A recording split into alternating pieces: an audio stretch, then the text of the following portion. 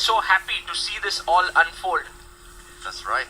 We owe a lot to the friends and creators of the Global Chess League, of course. But first of all, we are off. It's a handshake. The clocks have started. Maxime Vachier-Lagrave adjusting his pieces. All the players like to do that as they begin the game, and it's the French defense. Anish actually trying something different, because generally we've seen that the top players try to be very solid by putting the symmetrical line here with pawn to e5. But Anish says, let's have a fight today, Maxime. Let's have a fight. He's using the French defense against a French player. So maybe a bit of humour there hidden behind this opening choice. Meanwhile, we do see an exchange of pawns in the centre.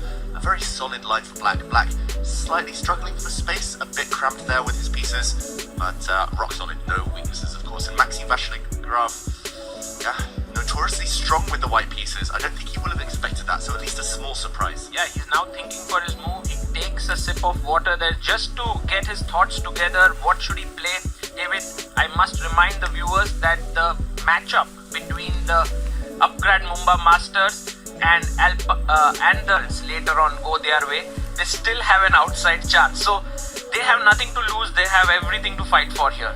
Nothing to lose. They came off the back of a victory yesterday, a very important victory to keep their chances alive. So momentum behind them, but of course uphill struggle against the on-fire Alaskan Knights. Meanwhile, this icon board, the top board clash between Maxime Vachier-Lagrave and Anish Giri, Saga, it looks a bit dry right now. It's almost in the endgame phase. Coins are off the board. However, White has one distinct long-term advantage, the bishop pair. If White can open the position up later, get those bishops staring across both flanks in all directions, then he will have an advantage. But right now, Anish, he's going for the solidity. That's clearly his strategy. He would love to draw this game. I don't think he's feeling too ambitious about winning here as Black.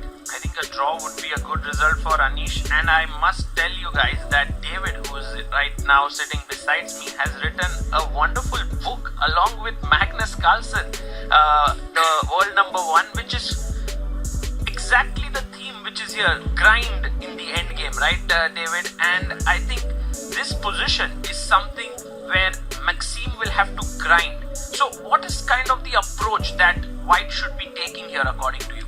Yeah, thank you for mentioning. This is actually my ideal kind of fantasy type of scenario for Vachier-Lagrave. Minimal risk, but you have to do it step by step. Here, you forget about checkmate. You forget about how you're going to win the game long term. First, kick back the Black Knight. Step 1. Second, start kind of gaining space either with your pawns, maybe start improving your pieces.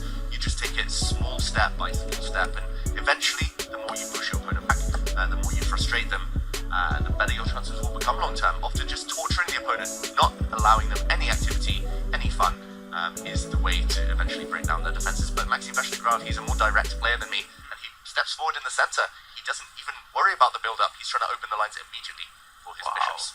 He's just opening up the position for his bishops, and Anish says, I'm going to keep it closed here.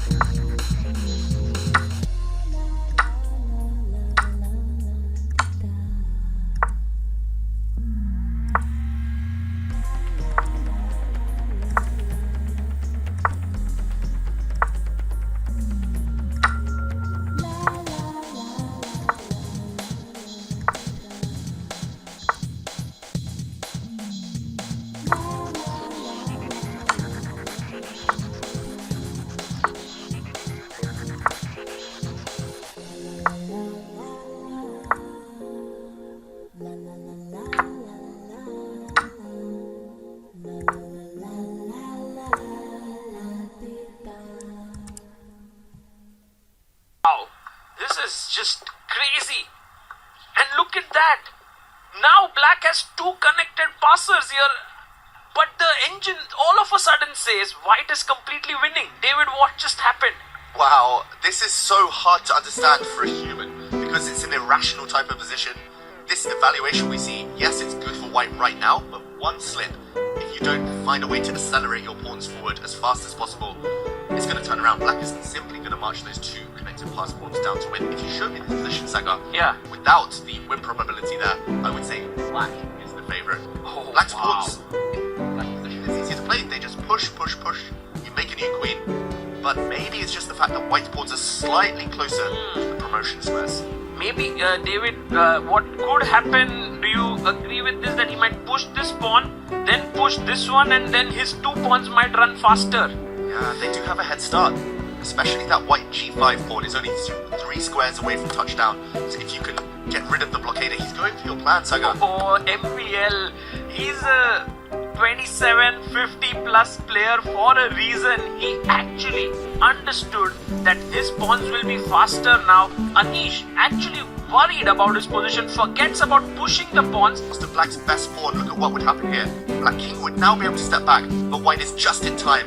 White brings the rook up, and White will soon convert this advantage. The White rook will go up to the back rank and help the pawns run through.